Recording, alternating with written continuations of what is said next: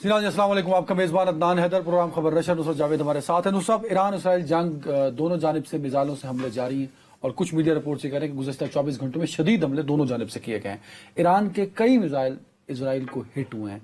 एक मिसाइल उनका अमान एजेंसी है, इंटेलिजेंस एजेंसी है, नेशनल इंटेलिजेंस एजेंसी इसराइल की वहाँ हिट हुआ।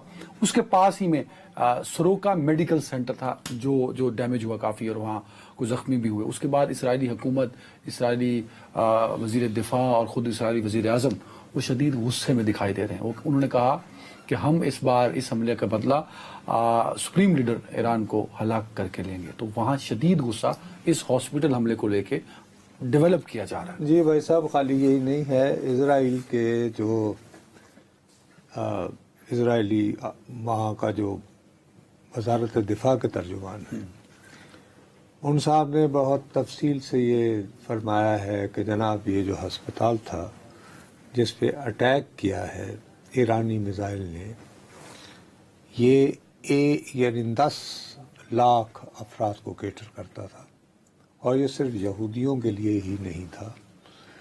इसमें बद्दू भी आते हैं, मुसलमान भी आते हैं, वगैरह वगैरह वगैरह, जैसे अस्पताल होते हैं।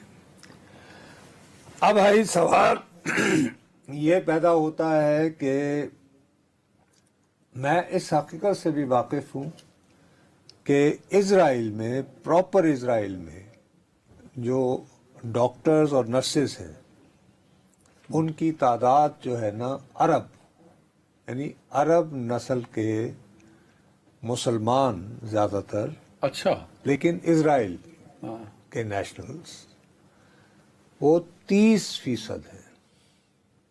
यानी अगर 100 डॉक्टर हैं यहाँ पे, 30% तो मुस्लिम 30 डॉक्टर जो हैं वो मुसलमान और अरब डॉक्टर हैं। ठीक हो गई बात।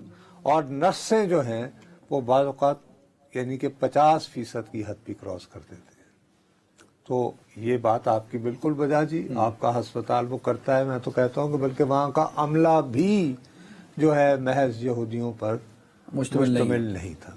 लेकिन जनाब इज़राइल, आप याद कीजिए, आपने जब गजा पर बमबारी शुरू की 7 अक्टूबर के वाक़े के फौरन बाद, तो गजा का जो सबसे बड़ा अस्पताल था उसका नाम था अशफा।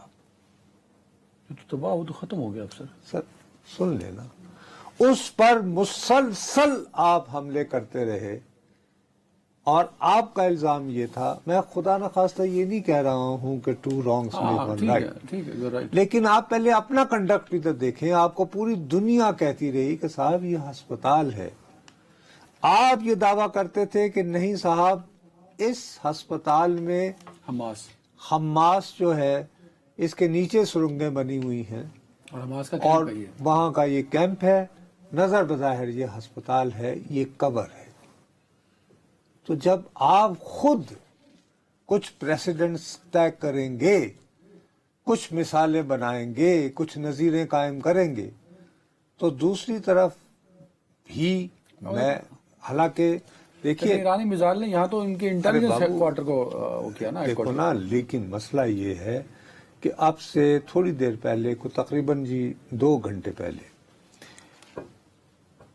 ईरान के जो वजीर खारजा हैं सैयद अब्बास अराक्ची साहब, उन्होंने ये कहा है कि जी आज हमारी ताकतवर अफवाज ने बड़ी एक्यूरेटली एलिमिनेटेड, ख़त्म किया है military command control and intelligence headquarter, और ये बहुत अहम हमारी दानिश में एक ठिकाना था।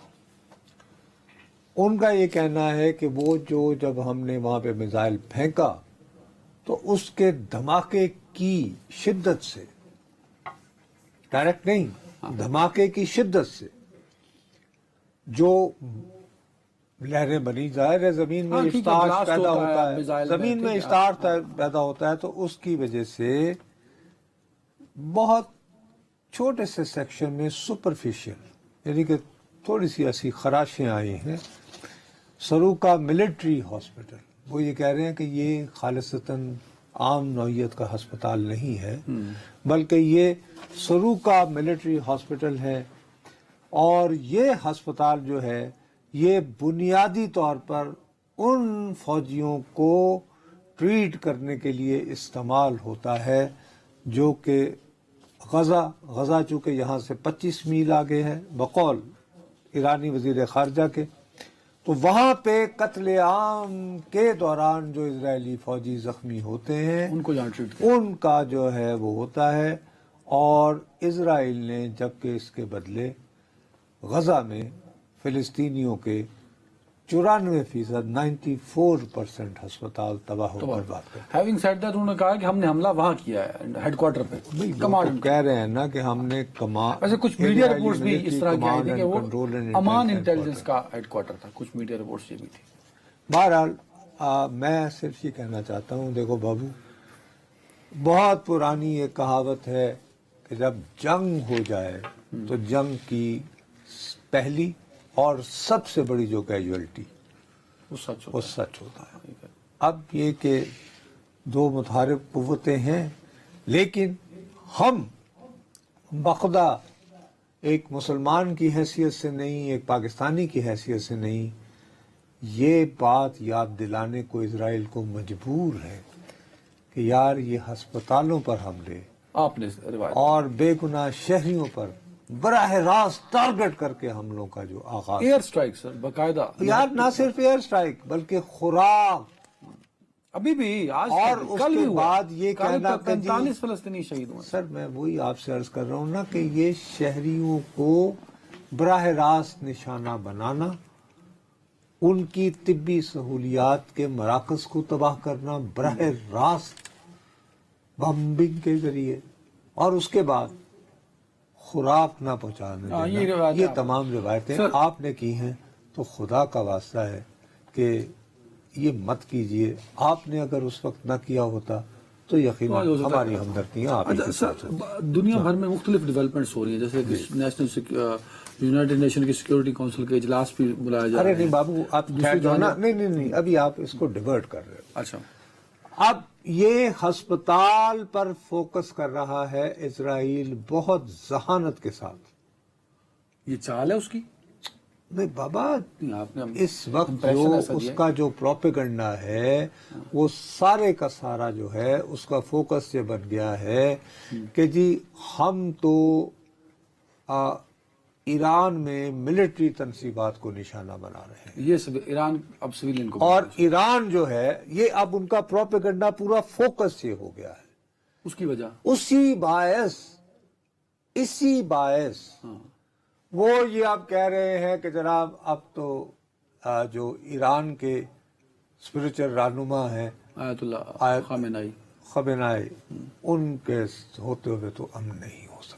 یہ ہاسپٹل کو جواز بنایا جا رہا ہے، آپ کہہ رہے ہیں؟ یہ اس کو اب یہ اس طرح کیا جا رہا ہے، دیکھو نا، جیسے ہم پہلے بھی یہ کہتے ہیں، آپ کیا کریں، بدقسمتی سے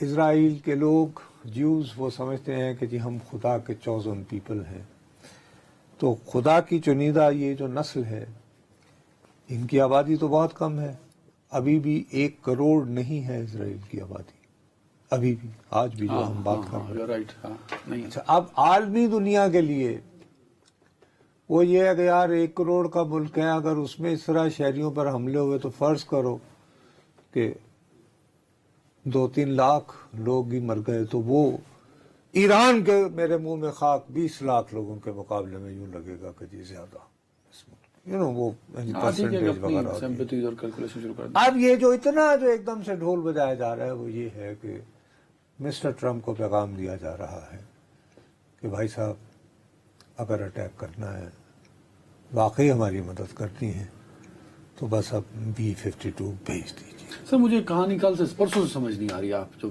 تھیوری بنا کے مجھے یہاں بتاتے ہیں، یو ہیو آرگومنٹ، میری عقل میں وہ نہیں آ پا رہی۔ آپ یہ کہیں پریزنٹ کرنا چاہ رہے ہیں کہ نیتن یاہو ٹرمپ کو گھیر گھور کے لا رہا ہے؟ میں سوری، کل سے جو آپ نے گفتگو کی وہ ایسی کہہ رہا ہوں، میں نے ٹرمپ ذاتی طور پہ میں پہلے یہ آپ کو کہتا رہا، میں نے کہا کہ یار مجھے یوں محسوس ہو رہا ہے کہ نیتن یاہو جو ہے وہ گھیر رہا، ہاں یہ کہا نا، لیکن میں نے پھر آپ کو کہا، اور اب تو جیسے آج جو پاکستان میں جو نیو یارک ٹائمز جو بٹا ہے اس میں ایک بڑی تفصیلی کہانی چھپی ہوئی ہے. اس میں اس نے بتایا ہے کہ اتوار، یعنی وہ اتوار جو گزر گئی ہے، اس دن کیمپ ڈیوڈ میں وہاں پہ اس نے ٹرمپ نے CIA کی بریفنگ لی، اور اس بریفنگ کے دوران جو ہے بہت اس نے ایک دو لوگ اس کے تھے، مثلا حتیٰ کہ وہاں پہ تلسی گیبرڈ بھی نہیں تھی. اسی لیے اس نے جو ہے کل پرسوں یہ کہا تھا، وہ جو اس کی ڈائریکٹر انٹیلیجنس ہے، کہ اس کو کیا پتا کہ میں کیا سوچ رہا ہوں. ٹھیک، وہاں پہ یہ کہتے ہیں کہ اس کو CIA نے بتایا کہ صاحب آپ پوری طور پر ذہنی طور پر تیار ہو جائیں. CIA کے ڈائریکٹر جنرل نے امریکی صدر کو یہ کہا کہ اسرائیل جو ہے وہ ارادہ باندھ چکا ہے کہ وہ ایران پر حملہ کرے گا اتوار کے دن. ٹھیک، پچھلا جو اتوار، یہ اتوار نہیں، اس سے پچھلے والا جو اتوار. ہاں ٹھیک. اب وہ جو ہے وہاں پر سینڈ کام کا چیف بھی تھا، اور اس سے یہ باقاعدہ بریفنگ لیتا رہا ہے سینڈ کام کے چیف نکوریلا سے کہ ہاں بھائی اگر ہو گیا تو ہم نے کیا کرنا ہے. تو ایک بڑی تفصیلی میٹنگ ہوئی جس میں CIA اور اسرائیلی حملے سے پہلے، جی سر، اتوار کے دن بتایا نا جو حملہ جمعے کو ہوا نا. ٹھیک ہے. اور یہ بہت کم ہوتا ہے، خاص طور پر ٹرمپ کے ہوتے ہوئے، کہ وائٹ ہاؤس یہ وہ یہ ہو تو جی لڈ. مثلا جیسے کل بھی نیشنل سیکورٹی کونسل کا اجلاس ہوا ہے امریکہ کا، اور اس کے بارے میں آیا لڈ، وہ ڈھکن ڈال دو. جو کل میں نے آپ کو بتایا تھا کہ کوئی رپورٹنگ نہیں ہوگی کہ کیا فیصلے ہوئے. میرا اپنا خیال ہے کہ اس بارے میں مجھے ذاتی طور پر اب کوئی شبہ نہیں رہا، اللہ کرے میں غلط ثابت ہوں، اللہ کرے میں غلط ثابت ہوں، کہ ٹرمپ اب ارادہ باندھ چکا ہے کہ ہاں بھائی ہمیں حملہ کرنا پڑے گا. اور باقی اختلافات اپنی جگہ موجود ہیں کہ پورے ایران پہ نہیں یار، ایران کا وہ یعنی کہ نیوکلیر وہ سائٹس جو یہ سمجھتے ہیں کہ یہاں پہ واقعتاً نیوکلیر جو ہے وہ 60% سے زیادہ ہے، اور انڈر گراؤنڈ ان کو.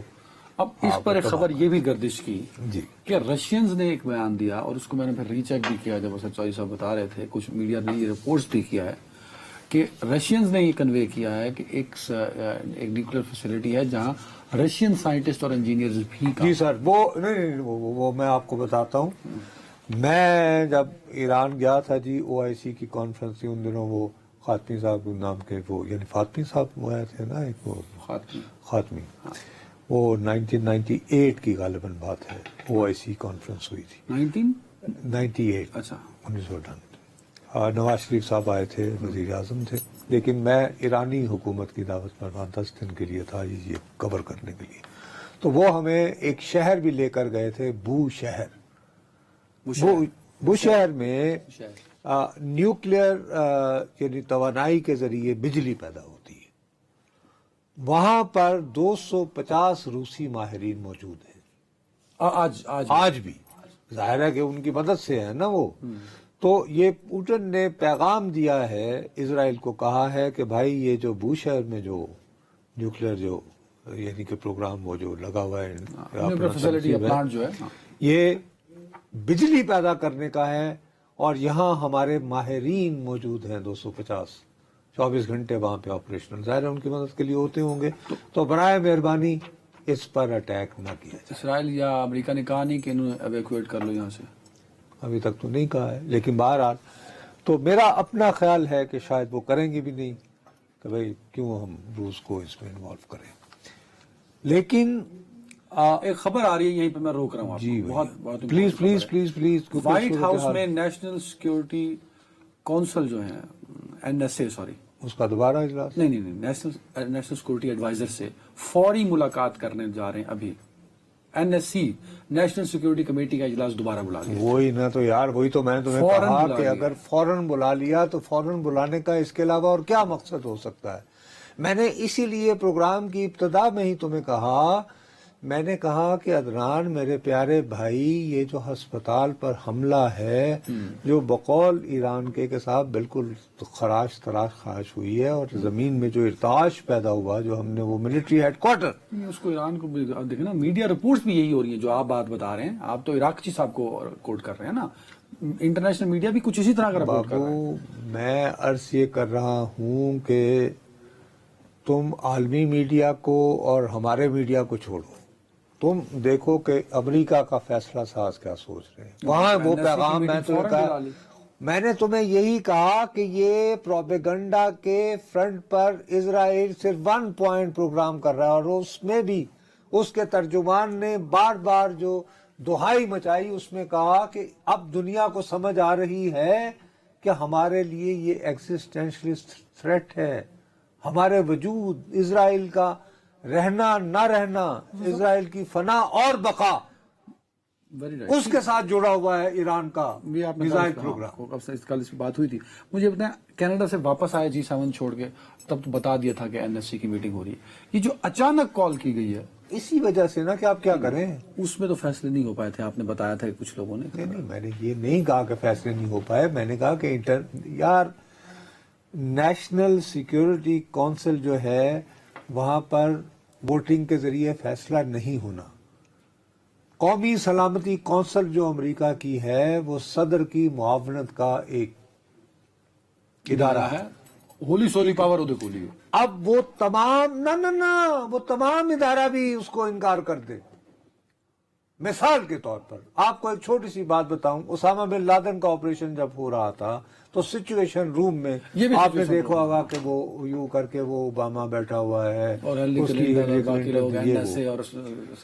اس میں یہ تھا کہ جب اس کی NSC کی میٹنگ ختم ہو گئی تو اس وقت کے CIA چیف کو اوباما جو ہے وہ لان میں لے کر آیا تھا، وائٹ وہ اس کے باہر. اس نے کہا یار تم مجھے بتاؤ کہ یہ جو آپریشن تم نے پلان کیا ہے اس کی کامیابی کے کتنے چانسز ہیں. تو آپ کو پتا ہے کہ CIA کے چیف نے اس کو کیا کہا تھا؟ 100%. 50-50. اور اس نے کہا کہ تمہیں 50% یقین ہے آپریشن کامیابی کا؟ اس نے کہا ہاں. اس نے کہا کہ تمہیں یہ 100% یقین ہے کہ اوباما وہاں ہے؟ Osama. Obama said go ahead. باقی اگر یہ بیک فائر کرے گا آئی ٹیک ریسپانسبلٹی. یہ لیڈرز یوں کرتے ہیں. میری بات سمجھ گئے ہو؟ اس نے کہا کہ تم اس بات پہ پکے ہو کہ اسامہ ہے، کامیابی 50-50 ہے، جاؤ گو ہیڈ. اور باقی خدا اگر یہ بیک فائر کر گیا آپریشن تو آئی ٹیک ریسپانسبلٹی. یہ اوباما کا، یعنی یہ کتابوں میں ہے، کوئی ایک کتاب میں نہیں، 3-4 کتابوں. فلم بھی ایک آ چکی، ڈاکومنٹری فلم. زیرو فلم نہیں سر، وہ ایک ڈاکو ڈراما اس پہ بنا. خیر اس میں یہ زیرو ڈارک 30 والی وہ تو پرانی کہانی ہے. آپ کو نہیں، چلو جو بھی آئی ہوگی، لیکن یہ کتابوں میں ساری جتنی بھی مستند کتابوں میں یہ بات آ چکی ہے. تو اس لیے میں کہہ رہا ہوں، سوال لکھ لیں اس پہ، کانٹیکسٹ ذرا دیکھیے گا سر. ایک آپ نے کہا کہ یہ سوال بعد میں، اب تو میرا سوال بن گیا نا.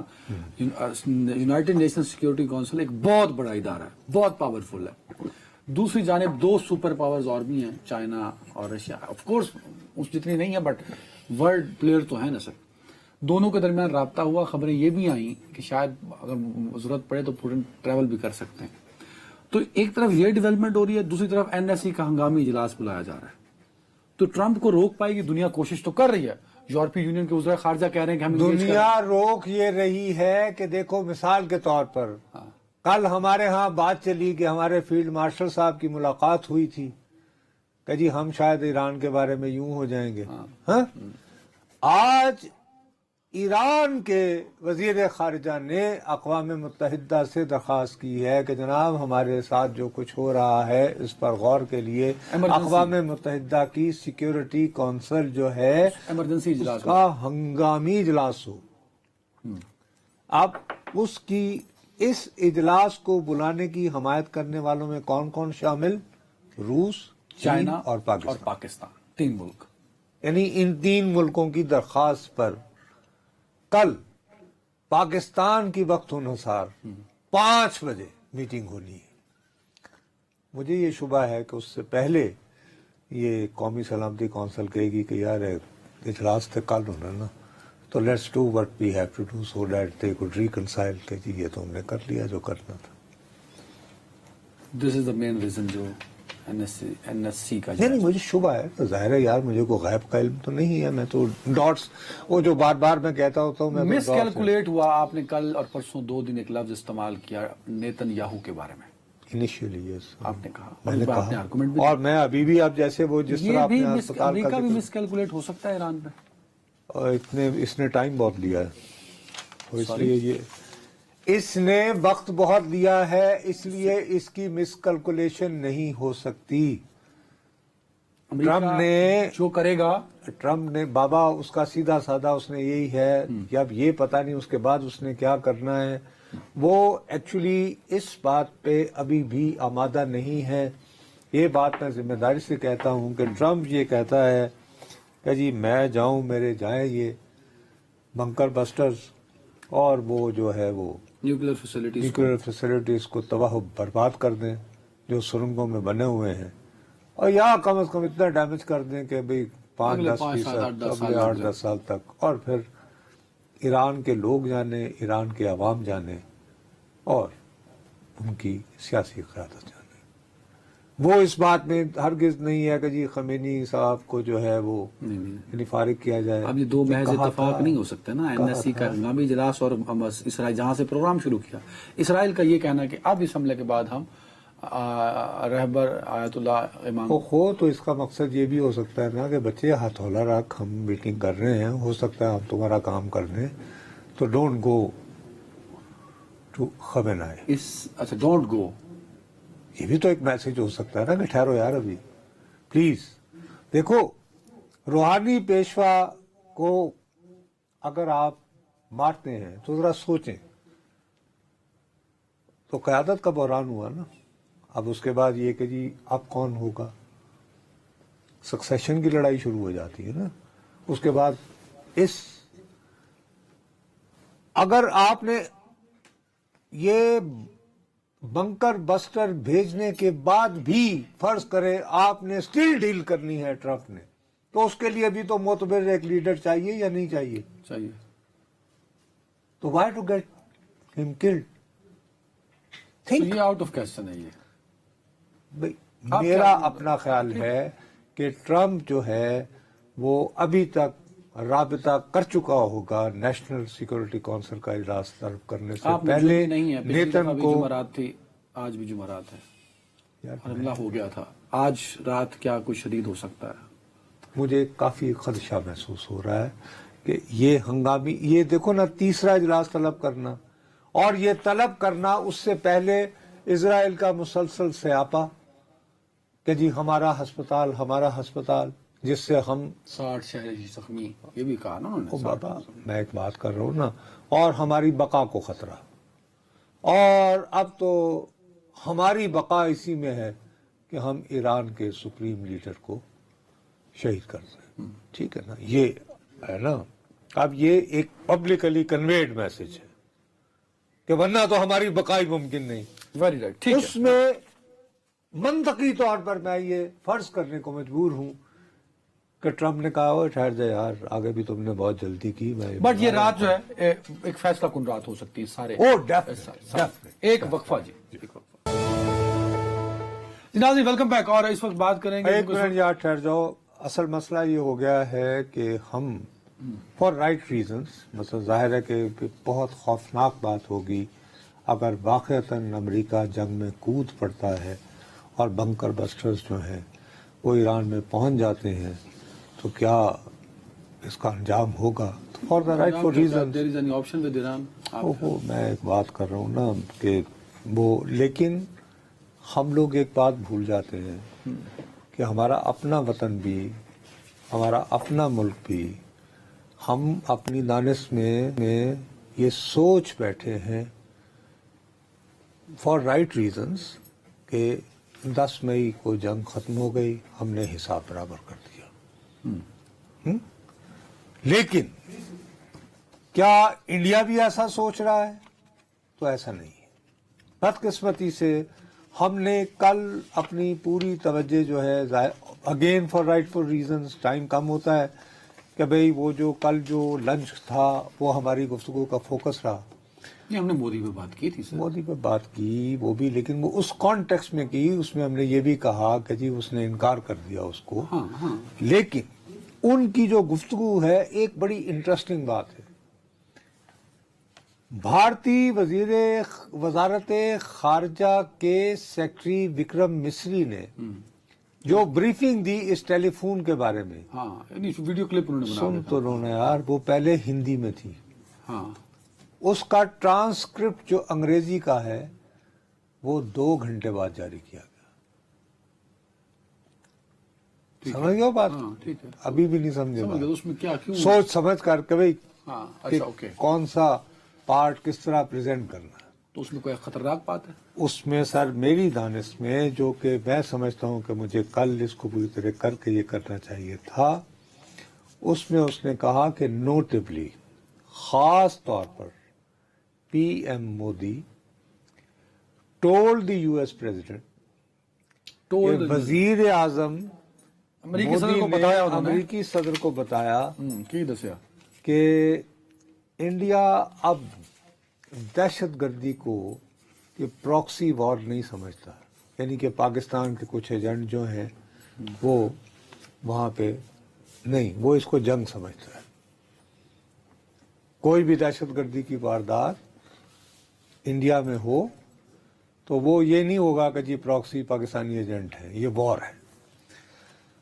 اور اہم ترین بات یہ ہے کہ ہم انڈیا کا operation sindoor is still on going. یہ انہوں نے ٹرمپ صاحب کو بتایا؟ سر یہ میں آپ کو آفیشیل ٹرانسکرپٹ بتا رہے ہیں، ٹرانسکرپٹ آفیشیل بتا رہا ہوں کہ امریکی جس صدر تک میں یہ کنوے کر دیا گیا ہے کہ آپریشن سندور ختم نہیں ہوا. یہ وہی ہے جس میں موصوف نے یہ دعویٰ کیا ہے کہ انہوں نے ٹیلی فون پر مسٹر مودی کو کہا، اس کو ٹرمپ کو کہا کہ جی آپ نے یہ جنگ نہیں رکوائی ہے، یہ جنگ ہم نے اس لیے روکی کہ ہم نے اپنے مقاصد جو ہمارے حاصل ڈی جی ایم کرنے کا تھے. فون چلا گیا تھا پاکستان میں، انہوں نے ان پر نہیں اور ہم نے اپنے مقاصد حل کر لیے تھے، اور ہم نے تو اپنا مقصد جو ہے وہ 7 تاریخ کی صبح ہی حل کر لیا تھا بقول ان کے. اب اس بات کو ہمیں ذہن میں رکھنا ہوگا کہ دیکھو، اگر اسرائیل اپنی فنا اور بقا کی بات کر رہا ہے تو میری فنا اور بقا جو ہے وہ کس ملک کے ساتھ کشیدگی سے متعلق؟ ہندوستان. ٹھیک. اب اس میں نئے کریکٹ وہ کہہ رہے ہیں کہ آپریشن سندور جس کو آپ سمجھتے ہو کہ آپ نے رکوا دیا، آپ نے تو جنگ بند کروا دی. Hello mister Trump, it's ongoing. لفظ آن گوئنگ یہ ان کا لکھا ہوا ہے، میرا نہیں ہے. اب آپ کو یاد ہے کل میں نے آپ کو میں نے آپ کو یہ بتایا تھا کہ یار امریکہ اور اسرائیل میں یہ بحث ہو رہی ہے، امریکہ کہہ رہا ہے کہ ٹھیک ہے جی وہ کر کے تو پھر ایرانی قیادت جانے اور ایرانی عوام جانے، اس حد تک میں تمہارا ساتھ دینے کو تیار ہوں، لیکن اسرائیل کہتا ہے کہ نہیں، ٹکڑے کرو، اس کو ٹکڑے کرو. ہاں ٹھیک ہے. اور میں نے تمہیں کہا کہ اس موضوع پر ایک آرٹیکل حرب آرمری نے لکھا. چلیں حرب آرمری نے لکھا، ہم گئے چلو جی وہ چونکہ اس کے اپنا ایک پرانا ایمبیشن ہے، اس نے اپنی خواہشات کا اظہار کر دیا. یہ صاحب یروشلم پوسٹ ہے، یہ اسرائیل کا انتہائی معتبر بڑا اخباروں میں سے ایک گردانا جاتا ہے. معتبر مستند ویسے وہاں پہ ہارٹس ارض جس کو ہم کہتے ہیں نا، وہ عبرانی میں اس کو ہارٹس بولتے ہیں. اس نے کہا ہے کہ بس یہ کافی ہو گئی. یہ 1 2 3 4 5 6 یہ 6 پوائنٹ کا یروشلم پوسٹ نے ایڈیٹوریل لکھا ہے کہ جناب ٹرمپ صاحب خدا کے لیے مندرجہ ذیل چیزیں غور طلب ہیں. وہ بتانے کے بعد اس نے کہا کہ سیدھی سی بات ہے کہ بات ختم کریں، 1 منٹ میرے پاس، کہ رجیم چینج نہیں چاہیے. اب یہ ہے forge a Middle East coalition. Middle East مشرق وسطی میں امریکہ کے تمام دوستوں کو ساتھ ملا کر ایران کی تقسیم کے بارے میں سوچیں. ہیلو ایران کی تقسیم کے بارے میں سوچیں، اور اس کے بعد ایک ایسے منصوبے کی حوصلہ افزائی کریں جس کے تحت ایران کو تقسیم کر دیا جائے تاکہ وہاں مقیم سنی، کرد اور بلوچ اقلیتی گروپ جو ہیں وہ آزادانہ حیثیت میں اپنے اپنے حقوق یقینی بنانے کے لیے رہ سکیں، تو معاملہ صرف حرب آرمری تک محفوظ اس نہیں رہا۔ ریسرچ سینٹر کا تک نہیں، وہ جو ہربیار میں میموری، لکھا، میموری۔ ہاں، نہیں ٹھیک ہے، تو یہ بحث یہ اب یعنی مین سٹریم میڈیا میڈیا پہ بھی اس کو ہائی لائٹ کر رہا ہے، ویری رائٹلی۔ ایک وقفہ۔ Welcome back. اچھا میاں، فنا اور بقا کے جھگڑے تو چلتے رہیں گے، تم بہت لمبا آپ کر دو گے۔ نہیں سر، بات یہ وسیم ہے کہ ملک ہم بیٹھے بہت ہیں، دنوں سے وسیم ملک بیٹھے ہوئے ہیں، سپریم ہم کورٹ پیچھے لگے ہوئے ہیں۔ اسلام آباد ہائی کورٹ کے معزز جج صاحبان جو ہیں وہ انصاف لینے گئے تھے آئینی بینچ کے روبرو، یہ کہنے کہ جی یہ باہر سے کیوں ججز لا کر ہمارے اوپر بٹھائے جا رہے ہیں، 11 پٹیشنر اور اس کے بارے میں بلاخر نہیں، وہ تو ابتدا تو انہوں نے کی، باقی وسیم ملک آپ کے طرف مائک آپ کے پاس ہے، پوری تفصیل سے بتا دیجئے کہ آج فیصلہ کیا آیا اور کیا ہوا ہے۔ دیکھیے بالکل آج ہی آخری سماعت تھی اور اس کے بعد پھر دن 2 بجے یہ محفوظ فیصلہ جو ہے وہ سنایا گیا ہے۔ اس فیصلے میں یہ کہا گیا ہے، 3-2 کی اکثریت سے بنیادی طور پر یہ فیصلہ آیا ہے۔ جسٹس محمد علی مظہر، جسٹس شاہد بلال حسن اور جسٹس صلاح الدین پنور شامل ہیں اس اکثریتی فیصلہ سنانے والے ججز میں۔ انہوں نے ایک تو ججز کا جو ٹرانسفر ہے اسے آئین کے مطابق قرار دیا ہے، جبکہ 2 معاملات جو ہیں وہ ریمانڈ بیک کیے ہیں، یعنی واپس صدر مملکت کو دوبارہ بھجوائے ہیں کہ وہ اس پر دوبارہ کنسیڈریشن کریں اور اپنا فیصلہ دیں۔ پہلا مدعا جو ہے وہ صدر مملکت کو یہ بھجوایا گیا ہے کہ کیا ان ججز کے جو ٹرانسفر ہیں وہ عارضی ہوں گے یا پھر مستقل نوعیت کے ہوں گے، اور دوسرا معاملہ سینیورٹی کا تھا، تو یہ بھی صدر مملکت کو بھجوایا گیا ہے کہ وہ دوبارہ سینیورٹی کا جائزہ لے کر اور ایک نوٹیفیکیشن کریں کہ ججز جو ہیں وہ سینئر کون سے ہوں گے، اس میں سینیورٹی کا مسئلہ کیا ہوگا۔ 2 ججز جو ہیں وہ انہوں نے اس پر مکمل اختلاف کیا ہے، ان کے اختلافی نوٹ کی جانب تو میں بڑھتا ہوں، مگر اس فیصلے میں ایک دلچسپ صورتحال ابھی سے یہ پیدا ہو گئی ہے کہ آپ یوں کہہ سکتے ہیں کہ پہلے روز سے ہی یہ فیصلہ اس لیے متنازع ہو چکا ہے کہ میری دونوں فریقین کے جو وکلا ہیں، یعنی آپ کہہ لیجئے کہ حکومتی سائٹ سے وہ اہم ترین لوگ جو کہ اس ٹرانسفر کے پروسیس میں شامل رہے، ان سے بھی اس فیصلے پر بات ہوئی، جبکہ ججز کے جو وکلا ہیں ان سے بھی اس فیصلے پر بات ہوئی۔ اب اس معاملے پر جو معاملہ واپس ریمانڈ بیک کیا گیا ہے صدر مملکت کی جانب، تو اسلام آباد ہائی کورٹ کے 5 ججز کے جو وکلا ہیں ان کا یہ موقف ہے کہ صدر مملکت دوبارہ سے وہ پورا پروسیس شروع کریں گے، یعنی کہ جو ٹرانسفر کیا جانے والا جج ہے اس کی کنسلٹیشن ہوگی، اس سے مشاورت ہوگی، جس ہائی کورٹ سے وہ آئے گا اور جس ہائی کورٹ میں وہ آئے گا ان دونوں کے چیف جسٹس صاحبان سے، اور پھر آخر میں چیف جسٹس پاکستان سے صدر مملکت جو ہے وہ مشاورت کریں گے اور اس کے بعد یہ فیصلہ دیں گے۔ جبکہ جو حکومتی سائٹ کے لوگ ہیں وہ یہ سمجھتے ہیں کہ اس فیصلے میں ایسا کچھ نہیں ہے، صدر مملکت اپنا مائنڈ اپلائی کریں گے اور خود سے ایک فیصلہ جو ہے وہ کر کے یہ معاملہ جو ہے اس کو ونس فار آل جو ہے طے کر دیں گے۔ اب اگر مشاورت کا معاملہ ہوتا ہے تو اس میں پھر ایک جو ہرڈل ہے وہ یہ آتی ہے کہ اس وقت اسلام آباد ہائی کورٹ میں مستقل چیف جسٹس کوئی نہیں ہے، تو مشاورت کے لیے تو ایک عدد مستقل چیف جسٹس چاہیے، تو پہلا تو آئینی بحران یہیں سے شروع ہو جائے گا۔ جبکہ جو دوسرا معاملہ ہے اس میں چیف جسٹس یحییٰ آفریدی سے ہماری، میں پہلے بھی رپورٹ کر چکا ہوں، 3 مرتبہ ملاقات ہوئی اور فائنل اتھارٹی وہ ہیں، کنسلٹیشن انہوں نے دینی ہوتی ہے۔ وہ یہ سمجھتے ہیں کہ سینیورٹی کے معاملے پر تو جسٹس سرفراز ڈوگر سب سے باٹم پر ہوں گے، اسی لیے 2 اختلافی ججز نے اپنے اختلافی نوٹ میں یہ لکھا ہے کہ حکومت جو ہے اس نے بدنیتی کی ہے اور یہ معاملات جو ہیں وہ چیف جسٹس سے اور دیگر ہائی کورٹ کے چیف جسٹس صاحبان سے چھپائے گئے۔ نہیں، ایک منٹ وسیم، یہ بتا دیں کہ اختلافی نوٹ جو ہے یا اختلاف کرنے والے ججز آنریبل ججز کون ہیں؟ تو دیکھیے ویسے اس معاملے میں دلچسپ صورتحال اس طرح سے پیدا ہوئی کہ اس سے قبل بھی ہم رپورٹ کرتے رہے ہیں اسی خبر نشر کے پلیٹ فارم سے کہ جسٹس سرفراز ڈوگر کے حوالے سے جو حکومت کمرہ عدالت میں اس ٹرانسفر کو ڈیفینڈ نہیں کر پا رہی، تو تم 3 ججز شامل تھے، مگر آج ہم نے دیکھا کہ غالباً جو اٹارنی جنرل آف پاکستان کے دلائل تھے اس سے پھر ایک جج جو ہے وہ مطمئن نظر آئے، جسٹس صلاح الدین پنور ان کا نام ہے، وہ پھر اکثریتی فیصلے کے ساتھ گئے، جبکہ جو اقلیتی فیصلہ دینے والے ہیں اس میں جسٹس نعیم اختر اغوان اور پشاور ہائی کورٹ سے حال ہی میں سپریم کورٹ میں آئے ہیں جسٹس شکیل احمد، ان کا جو اقلیتی نوٹ ہے وہ خاصا اہم ہے۔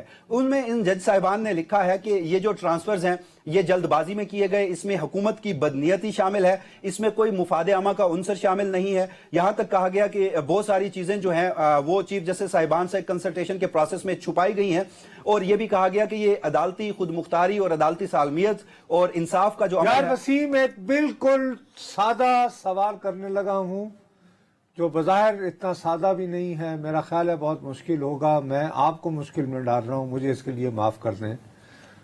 کیا آپ یہ نہیں سمجھتے ہیں کہ یہ جو انہوں نے صدر مملکت کو واپس بھیج دیا ہے کہ جی آپ یہ طے کریں کہ کون اسلام آباد ہائی کورٹ میں اب سینیورٹی کا لیول کیا ہوگا، یعنی کہ کیسے ہوگی سیڑھی 1 سے لے کر 10 تک، اس کے لیے کیا نوبت یہاں تک بھی آ سکتی ہے کہ شاید آئین میں ایک اور ترمیم کرنا پڑے؟ دیکھیے اس حوالے سے قیاس آرائیاں بھی ہیں اور کچھ اطلاعات بھی ہمیں مل رہی ہیں اور اس کو جوڑا جا رہا ہے مخصوص نشستوں کے مقدمے سے۔ بہرحال اسلام آباد ہائی کورٹ کا یہ معاملہ اور آج کا جو فیصلہ ہے وہ اتنا پیچیدہ اب صورتحال ہو چکی ہے کہ یہ معاملہ مزید لٹیگیشن میں جائے گا، یعنی دونوں فریقین فیصلے کو اپنے حق میں سمجھ رہے ہیں۔ اب جب صدر مملکت for the sake of argument at its own فیصلہ کر لیتے ہیں تو دوسرا فریق دوبارہ فیصلے کی وضاحت کے لیے عدالت میں چلا جائے گا، پھر اس کی ایک انٹرا کورٹ اپیل بھی اس فیصلے کے خلاف سپریم کورٹ میں دائر ہونی ہے جو فریق متاثر ہوگا۔ تو اسی لیے یہ کہا جا رہا ہے کہ مخصوص نشستوں کے فیصلے کے بعد ممکنہ طور پر ایک آئینی ترمیم کے ذریعے وفاقی حکومت جو ہے وہ اس سارے معاملے کا جو حل ہے وہ ڈھونڈ سکتی ہے۔ اچھا، اس سارے معاملے میں تو یہ سمجھا ہوں کہ کیونکہ معاملہ اب ٹرانسفر کا نہیں رہا، اب سینیارٹی کا ڈیسائیڈ کرنا ہونا ہے نا۔ اب جو آپ بات کر رہے ہیں بالکل درست فرما رہے ہیں، تو اس سے پھر ہم یہ سمجھیں کہ جیسا سیٹ اپ چل رہا ہے کہ سرفراز ڈوگر صاحب آنریبل جسٹس، وہ ابھی قائم مقام چیف جسٹس ہیں، تو وہ اسی طرح ہی کام کرتے رہیں گے، کیونکہ اب ہائی کورٹ کو تو چلنا ہے نا سر، کہ نہیں؟ دیکھیے بالکل، وہ تو سپریم کورٹ کے اکثریتی فیصلے میں یہ لکھ دیا گیا ہے کہ جب تک صدر مملکت فیصلہ نہیں کر دیتے تب تک جسٹس سرفراز ڈوگر جو ہیں وہ قائم مقام چیف جسٹس اسلام آباد ویری رائٹ۔ اب آ جائیں ٹو دی پوائنٹ، مخصوص نشستوں والا معاملہ اور مخصوص نشستوں میں جو اشارہ ہم کر رہے ہیں 27ویں ترمیم کا، یہ ہم پہلے بھی کر چکے ہوں، تو اس میں کیا ڈیولپمنٹ ہوئی وہ بتا دیجیے۔ دیکھیے آج کے روز بھی سلمان اکرم راجہ صاحب جو ہے انہوں نے دلائل دیے، گزشتہ روز بھی انہوں نے دلائل دیے تھے، اور کل تک سماعت جو ملتوی ہوئی ہے اس میں بھی سلمان اکرم راجہ جو ہے وہ دلائل دے رہے ہیں۔ اس معاملے پر آج ہم نے دیکھا کہ سلمان اکرم راجہ اور آئینی بینچ کے معزز ممبران میں نوک جھوک بھی دیکھنے کو آئی۔ ہوا کچھ یوں کہ سلمان اکرم راجہ دلائل کے دوران وہ پوری ٹائم لائن عدالت کے سامنے رکھنے کی کوشش کرتے ہیں جو انتخابات کے دوران پی ٹی آئی سمجھتی ہے کہ ان کے ساتھ ناانصافی اور زیادتیوں کی ایک داستان ہے۔ تو آئینی بینچ کی جانب سے یہ کہا جاتا ہے کہ آپ کیس کے میرٹس پر رہیں، حقائق کا آپ اس عدالت کے سامنے نہ رکھیں، یہ ریویو کا معاملہ ہے، مگر سلمان اکرم راجہ صاحب سمجھتے ہیں کہ جب تک عدالت ان حقائق کو نہیں جانے گی اس مقدمے کو آگے لے کر نہیں بڑھا جا سکتا۔ ایون کہ سلمان اکرم راجہ صاحب اس کو بنیادی حقوق سے جوڑ رہے ہیں شہریوں کے، جبکہ آج کے روز اہم ترین آبزرویشن آئینی بینچ کے سربراہ جسٹس امین الدین خان کی جانب سے دی گئی ہیں، اور وہ یہ سمجھتے ہیں کہ اس مقدمے میں شہریوں کے بنیادی حقوق کا دور دور تک کوئی تعلق نہیں ہے۔ تو اب دلائل ان کے جاری ہیں، مگر دو اہم ترین ڈیولپمنٹ وہ یہ ہوئی ہیں کہ آج کے روز آئینی بینچ میں سے ایک معزز جج جو ہیں جسٹس نعیم اختر اقوان، ان کی جانب سے پی ٹی آئی کو یہ مشورہ دیا گیا ہے کہ آپ اب اگلے انتخابات کی تیاری کیجئے، اس معاملے میں آپ سے ہی غلطیاں ہوئی ہیں اور عدالت جو ہے وہ ان غلطیوں کو ماضی میں جا کر درست نہیں کر سکتی۔ مگر سلمان اکرم راجہ صاحب یہ سمجھتے ہیں، انہوں نے آئینی بینچ کو یہ کہا ہے کہ 8 اکثریتی ججز اور 2 ججز جنہوں نے آدھی نشستیں پی ٹی آئی کو دی تھی، یہ 10 ججز اور ان کی جو اجتماعی دانش ہے انہوں نے ان تمام مخصوص حالات کو مدنظر رکھتے ہوئے یہ فیصلہ دیا ہے، لہٰذا ان 10 ججز کی جو انڈرسٹینڈنگ ہے انہیں آپ غلط قرار نہیں دے سکتے، حقائق کو ان کا جو دیکھنے کا طریقہ ہے اس کو بھی آپ غلط قرار نہیں دے سکتے۔ اور انہوں نے یہاں تک بھی کہا کہ اگر آج ریویو میں وہی ججز بیٹھے ہوتے، انہوں نے نام لیے جسٹس منصور علی شاہ، جسٹس منیب اختر، جسٹس اطہر من اللہ کے، تو وہ یہ سلمان اکرم راجہ صاحب نے کہا کہ آج ہمارے لیے صورتحال جو ہے وہ یکسر تبدیل ہوتی۔ بہرحال اب مقدمہ جو ہے وہ کل تک ملتوی ہو چکا ہے۔ سماعت کے اختتام پر آئینی بینچ کے سربراہ اور حامد خان صاحب جو پی ٹی آئی کے ایک اور وکیل ہیں،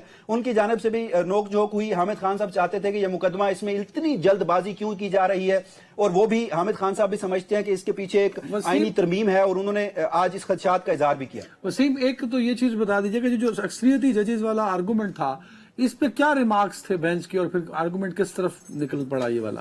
دیکھیے بینچ یہ سمجھتا ہے کہ اکثریتی ججز نے ان مخصوص حالات کا جن اپنے فیصلے میں ذکر کیا ہے وہ عدالت کے سامنے نہیں تھے، اور عدالت پی ٹی آئی کو فریق جو کہ نہیں تھی تو اس میں ریلیف بھی نہیں دے سکتی تھی، جس کی وجہ سے سلمان اکرم راجہ کو یہ کہنا پڑا کہ یہ وہ 8 ان اکثریتی ججز کا فیصلہ نہیں ہے۔ مائی لارڈ، آپ اس فیصلے کو اپنی عدالت کا فیصلہ سمجھ کے دیکھیے، آپ ان 8 ججز کا فیصلہ سمجھ کر نہ دیکھیے۔ تو یہ صورتحال اس وقت کمرہ عدالت میں نظر آ رہی ہے۔ آپ کو یہ کنکلوڈ ہوتا، آپ نے کہا تھا کہ اگلے ہفتے تک، تو ابھی بھی آپ اس بات پہ قائم ہیں؟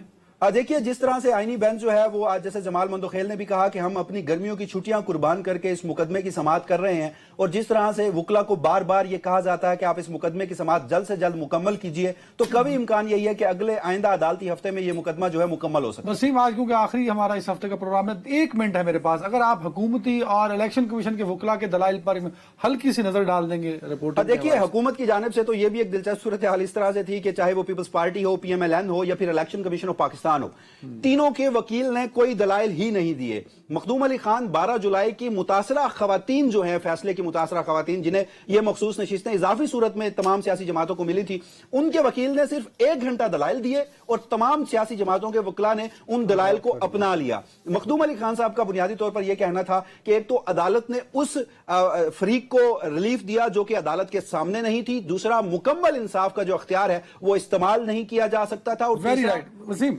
मैं कहीं पढ़ रहा था कि सलमान अकरम राजा साहब का कि मखसूस नशिस्तें हुकूमती जमातों को नहीं दी जा सकती क्योंकि उनके तनासुब से ज्यादा नशिस्तें हो जाएंगी जो कि खिलाफ कानून आइन होगा। क्या ऐसी कोई बात हुई थी? देखिए बिल्कुल ऐसी बात हुई। सूरत हाल उन्होंने खैबर पख्तूनख्वा की सूबाई असम्बली का हवाला दिया कि वहां पर वो सियासी जमात जो कि बराह रास्त जितनी मुंतखब नशिस्तें जो हैं वो हासिल नहीं कर सकी, जब इजाफी सूरत में उन्हें मखसूस नशिस्तें दी जाती हैं तो उनकी तादाद बराह रास्त नशिस्तों से भी बढ़ जाती है।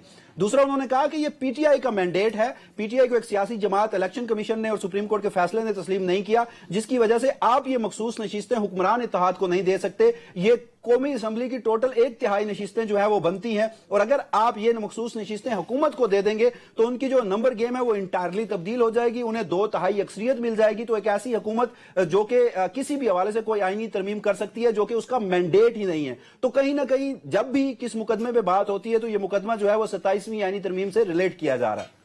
वेरी राइट, बहुत शुक्रिया Wasim, this is very strong argument जो अकरम राजा साहब ने दिया है, और इस पर शायद केस को मुस्तहकम और मजबूत किया जा सकता है। टाइम खत्म हो गया, 30 सेकंड बोल लें। मेरा अपना ये ख्याल है कि ये बिल्कुल अब ट्रक की बत्ती के पीछे लगे हुए हम सब और जबकि दुनिया कहीं और जा चुकी है, हमारे यहाँ यही नहीं फैसला हो रहा।